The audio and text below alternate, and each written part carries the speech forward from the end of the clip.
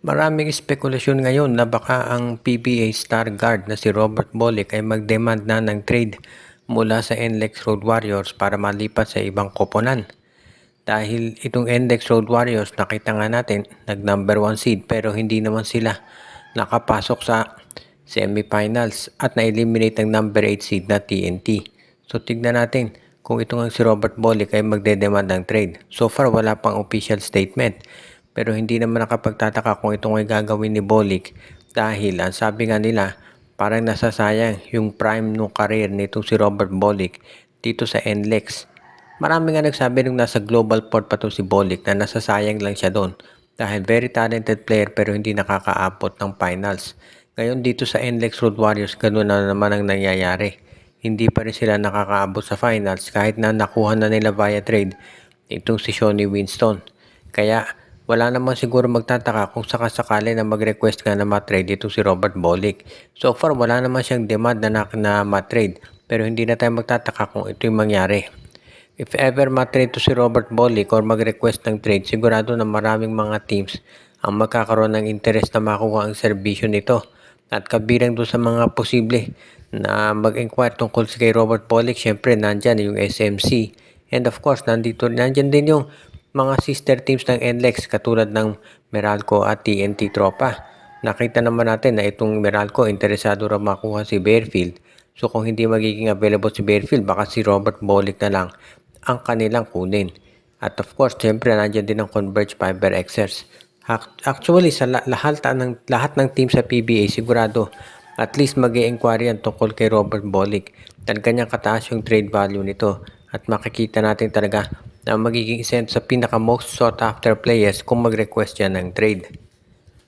Nanalo Barangay Ginebra kagabi kontra dito sa TNT at tinambakan nila ito.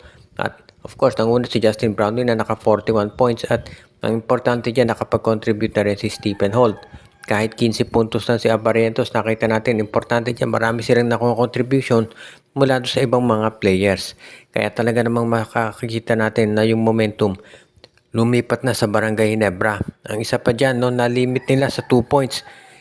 Itong si Calvin Oftana pagkatapos maka 31 ng Game 2. Kaya talagang maganda yung kinalabasan nito para dito sa Ginebra. At iyan naman talaga yung inaasahan natin na gagawin ng Gene Kings.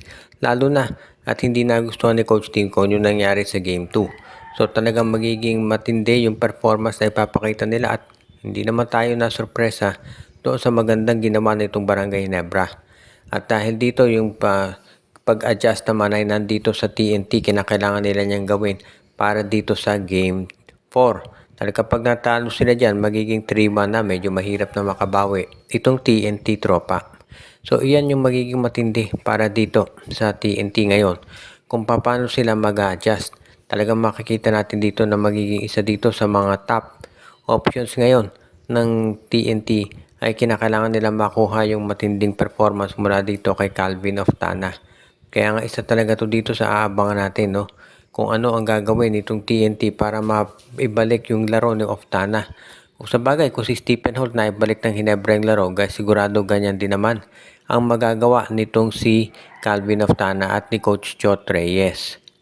Kaya nga maraming naniniwala na magiging maganda to para dito sa TNT Tropa dahil syempre meron pa namang Game 4 pero kung ikaw Barangay Ginebra gusto mo na rin ipanalo yung Game 4 para magkaroon ka ng mas matinding advantage dito sa championship. Ang San Miguel Beer ngayon ay pinupursu o gustong ma-acquire ang Meralco point guard na si Jason Brickman.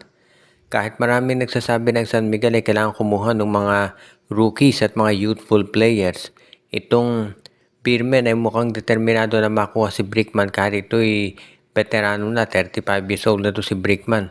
Dahil sa tingin ng San Miguel, yung laro ni Brickman bagay dito sa San Miguel dahil ito isang high IQ basketball player na magaling sa playmaking at orchestrating ng plays. So mukhang siya talaga yung balak kunin ngayon nitong San Miguel.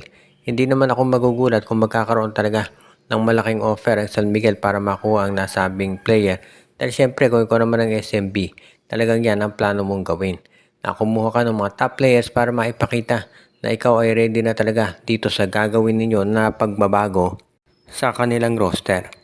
Kaya nga itong San Miguel Beermen, If ever nila mag-offer para kay Jason Brickman, sigurado kakailanganin nila na kumuha or rather mag-offer ng isa ring matinding player. Baka si Jeron Teng ang ibibigay nila dito sa Meralco Bolts. Kung sa bagay, ito si Brickman naman, naglaro na yan sa San Miguel dati doon sa Asian Basketball League. San Miguel Beermen, ang team noon ni Brickman, nakasama pa niya noon si Junmar Fajardo. Kaya hindi na ako magtataka talaga kung ito'y mag-isipan niya na bumalik dito sa San Miguel kung saan siya unang naglaro noon sa Asian Basketball League. At magiging maganda yung kombinasyon sa backcourt ni Brickman, si Jerica Hanmisi, CJ Perez at Jericho Cruz. Kaya yan siguro yung naisip ni Coach Leo Austria kaya gusto niya kunin ang nasabing player.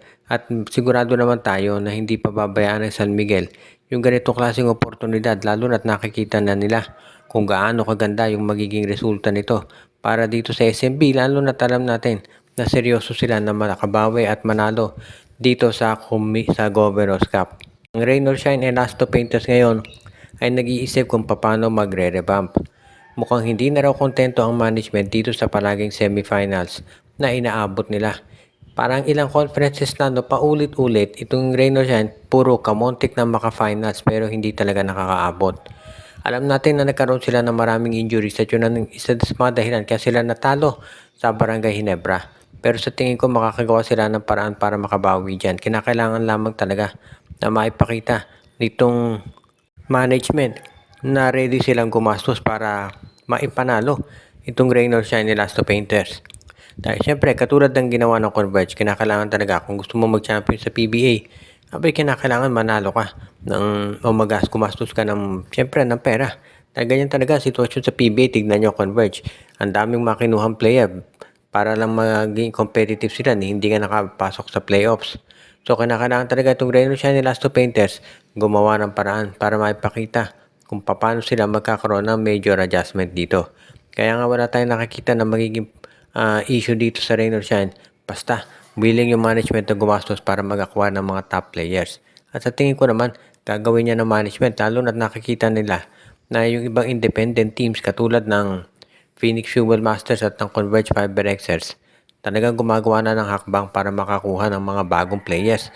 At sa tingin ko gagawa rin ng hakbang yung ibang mga teams ngayon para masabayan na itong Rain or Shine Elasto Painters. At talaga naman na magiging isa yan dito sa gagawa nila ng paraan. At wala naman akong nakikita ng magiging problema dito sa Rain or Shine Elasto Painters kapag ito yung nangyari. Sigurado makakakuha sila ng mga bagong players na magbibigay ng tulong para dito sa kanilang gagawing major upgrade sa lineup nila para manalo naman sila ng kampyonato dito sa darating pa na Governor's Cup sa PBA. Shoutout muna sa ating mga taga-subaybay na sila Joshua Giray, Espejo at Rosales family, si Romeo Conchada, si Anthony Alon, si Mon de Guzman, si Michael D. Binabati din natin si Ireneo Salangsang, si Dexter Domer, pati na rin yung iba pa nating mga regular na mga listeners katulad nila Ireneo Salangsang, si Mon de Guzman, Malyari Mascarinas, Katsakino Dukusin at ang iba pa.